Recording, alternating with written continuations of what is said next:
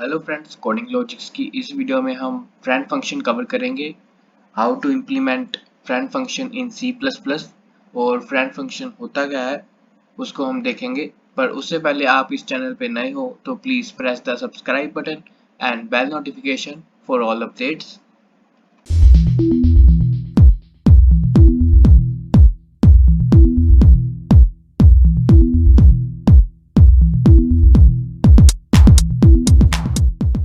तो चलिए देखते हैं फ्रेंड फंक्शन क्या होता है।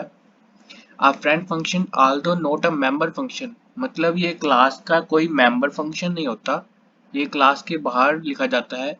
पर इसके पास पूरे राइट्स होते हैं, असेस होता है private members of the class कि उसके वेरिएबल्स का पूरा राइट होता है, असेस होता है क्लास के जो प्राइवेट मेंबर्स है।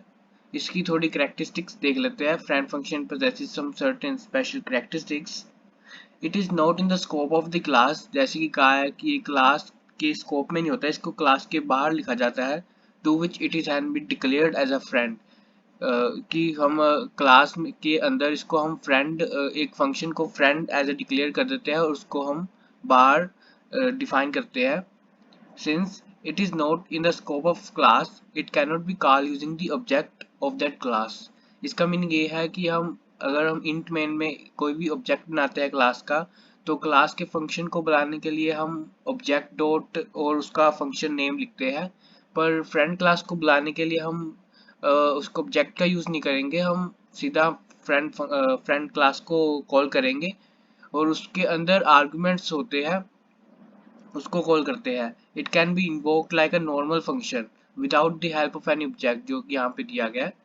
Usually it has the object as the argument, जैसे कि मैं बता रहा हूँ इसमें ऑब्जेक्ट यूज करते हैं हम एज एन आर्ग्यूमेंट। इसको कोड की मदद से देखते हैं। तो चलिए शुरू करते हैं। सबसे पहले हेडर फाइल्स इंक्लूड करेंगे, यहाँ पे हेडर फाइल्स इंक्लूड कर लेते हैं। उसके बाद हम एक क्लास बनाएंगे, यहाँ पे स्टूडेंट नाम की क्लास बनाते हैं। उसके अंदर हम इंट रोल नंबर और एक नेम एंटर करवाएंगे हम स्टूडेंट का। उसके अंदर हम पब्लिक के अंदर एक फंक्शन बनाएंगे हम गेट स्टूडेंट नाम से, जिसके अंदर हम वैल्यूज एंटर भी करा सकते हैं यूजर से। हम यहाँ पे डिक्लेयर कर देते हैं सीधा और यहाँ पे हमारा ये फंक्शन कंप्लीट हो जाएगा। एक यहाँ पे फंक्शन के आगे void लिखना है, void लिखना नहीं भूलना। void लिख देंगे तो हमारा ये फंक्शन कंप्लीट हो जाएगा। इसके बाद हम एक क्लास के बाहर एक फंक्शन बनाएंगे, डिस्प्ले स्टूडेंट नाम से एक फंक्शन बनाएंगे हम, जिसके अंदर हम स्टूडेंट्स की वैल्यू नाम और रोल नंबर डिस्प्ले कराएंगे, सी आउट करेंगे।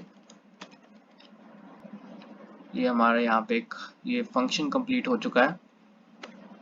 इसको हम देखेंगे कि हम इसको डाटा मेंबर्स कैसे एक्सेस करें इस क्लास के फ्रेंड के हेल्प से।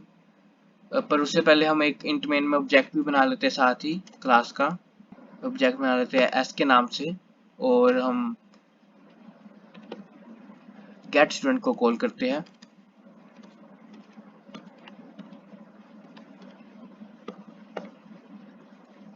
अगर उसके बाद हमको डिस्प्ले स्टूडेंट को भी कॉल करना है, यहाँ पे रिटर्न 0 भी लिख लेंगे साथ ही पहले। अगर हमको डिस्प्ले स्टूडेंट भी कराना है तो हम इसको इसके डाटा मेंबर्स, जो प्राइवेट डाटा मेंबर्स है, वो हमको असेस कराने पड़ेंगे। वो हम कैसे असेस कराएंगे वो हम देखते हैं। हमको यहाँ पे एक फ्रेंड नाम से हम इसको यहाँ पे डिक्लेयर करना पड़ेगा क्लास के अंदर पहले। फ्रेंड वॉइड डिस्प्ले स्टूडेंट,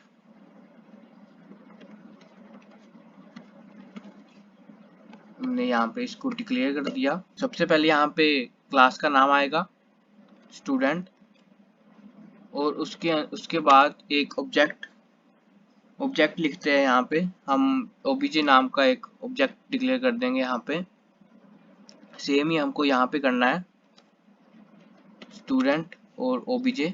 हम ओबीजे के अलावा कुछ और भी नाम दे सकते हैं। और अगर इसको हम असेस करना है तो यहाँ पे हमको ओबीजे डॉट ही लगाना पड़ेगा, ओबीजे डॉट नेम, इसको असेस करने के लिए name.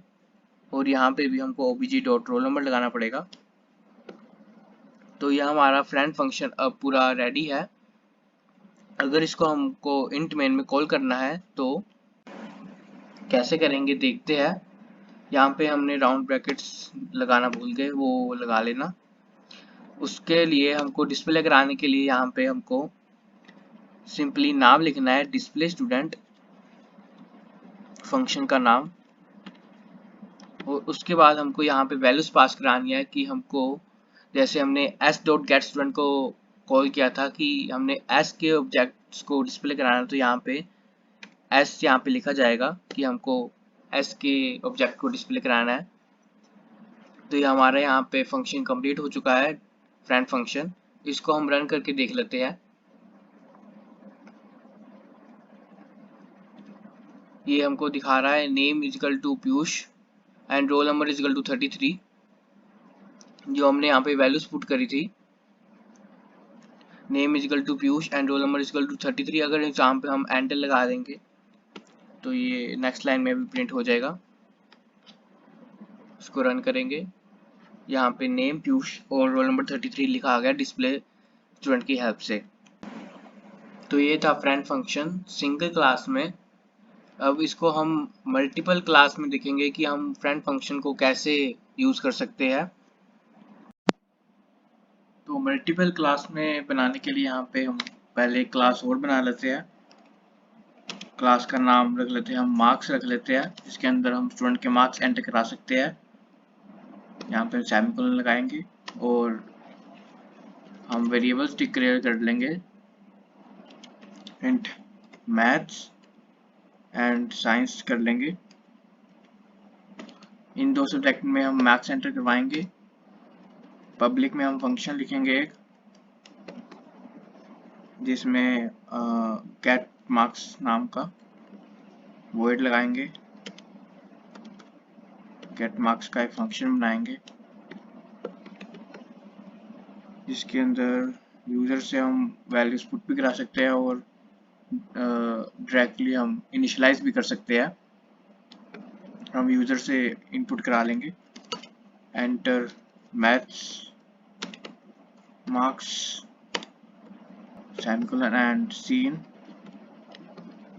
Maths semicolon and same ही हम उसके लिए साइंस के लिए कर लेंगे, हम मैथ्स की जगह साइंस।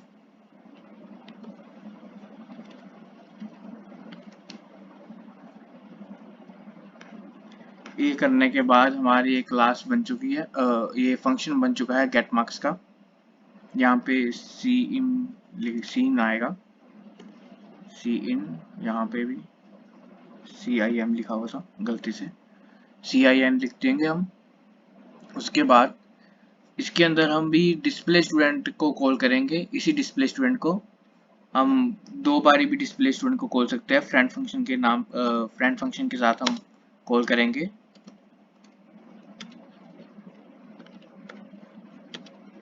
Display student. यहाँ पे पुट करेंगे सेमीकोलन।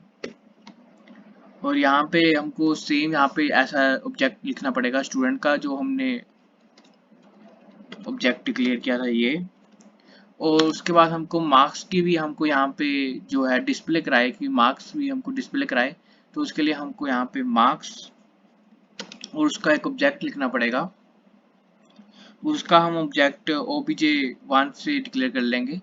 अगर हमको एक फ्रेंड क्लास में हमको मार्क्स हमने डिक्लेयर करा है, तो हमको यहाँ पे सारी क्लास में हमको ऐसे करना पड़ेगा। यहाँ पे हमको सेम मार्क्स obj1, और जहाँ पे मेन फंक्शन यहाँ पे जहाँ डिफाइन किया है, यहाँ पे भी हमको मार्क्स obj1 डिक्लेयर करना पड़ेगा। उसके बाद देखते हैं। यहाँ पे हम इसको सी आउट करवा देंगे मार्क्स को, सी आउट मैथ्स मार्क्स, और उसको मार्क्स सॉरी मैथ्स। सेम हम लिखेंगे साइंस के लिए, यहाँ पे साइंस। और हमको अगर कॉल करना हो तो हमने देखा था ओबीजे लगाना पड़ता है ऑब्जेक्ट। हमने मार्क्स का दिखाना है तो हमको obj1 लिखना पड़ेगा, obj1 डॉट मैथ्स, क्योंकि ये obj1 जो मार्क्स और साइंस है ये क्लास मार्क्स के प्राइवेट वेरिएबल्स, तो हमको obj1 लगाना पड़ेगा दोनों जगह, obj1 डॉट। और हमको यहाँ पे एक वेरिएबल नहीं पास कराना, हमको यहाँ पे दो वेरिएबल पास कराने हैं। तो हम दूसरी क्लास का भी हमको यहाँ पे डिक्लेयर करना पड़ेगा ऑब्जेक्ट, क्लास मार्क्स, और उसको हम डिक्लेयर करते हैं m के नाम से, और उसको इनपुट भी कराएंगे m डॉट गेट मार्क्स। हम यहाँ पे क्लास लगा भी सकते हैं और नहीं भी लगा सकते, दोनों तरीके हैं। ये मैंने आपको पहली वाली वीडियो में भी बताया था, तो इससे देख के कंफ्यूज मत होना। और यहाँ पे हम डिस्प्ले स्टूडेंट में s और m दोनों को बुलाएंगे कोमा लगा के। अभी यहाँ पे एक एरर आ रही है, एरर क्यों आ रही है देखते हैं। क्योंकि हमने क्लास स्टूडेंट के आगे हमको एक क्लास मार्क्स पहले इनिशियलाइज करना पड़ेगा। इसको देखते हैं हमने पहले क्लास मार्क्स इनिशियलाइज क्यों किया। क्योंकि जब हमने क्लास स्टूडेंट में गए, लाइन वाइज लाइन जब कोड पढ़ता है तो यहाँ पे एक फ्रेंड वॉइड डिस्प्ले स्टूडेंट और स्टूडेंट ओबीजे मार्क्स पहले लिखा आता है। उसको ये विश्वास दिलवाने के लिए कि मार्क्स क्लास जो है बाद में लिखी गई है, उसको पहले ही इनिशियलाइज कर दिया, इसलिए हमने क्लास मार्क्स को पहले इनिशियलाइज किया। एक हमको यहाँ पे चारों के बीच में कोमा भी लगाना है। जैसे यहाँ पे कोमा आएगा स्टूडेंट, जब भी हम दूसरी क्लास को कॉल करते हैं तो सबके बीच में कोमा भी आएगा। और यहाँ पे हमारा प्रोग्राम बिल्कुल रेडी है। इसको हम देख लेते हैं। सबसे पहले हमने मार्क्स को डिक्लेयर किया, क्योंकि जब भी हम स्टूडेंट क्लास चलेगी तो यहाँ पे मार्क्स हमको गिवन है कंपाइलर को बताने के लिए कि मार्क्स क्लास बाद में इनिशियलाइज कर रखी है, बाद में है, तो उसको बताने के लिए हमने यहाँ पे पहले डिक्लेयर किया है।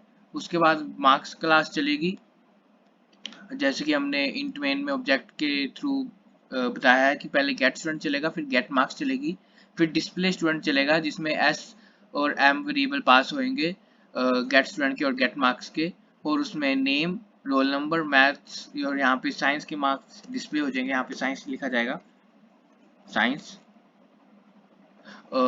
यहाँ पे साइंस मार्क्स लिखा जाएगा, साइंस तो पहले लिख दिया था हमने,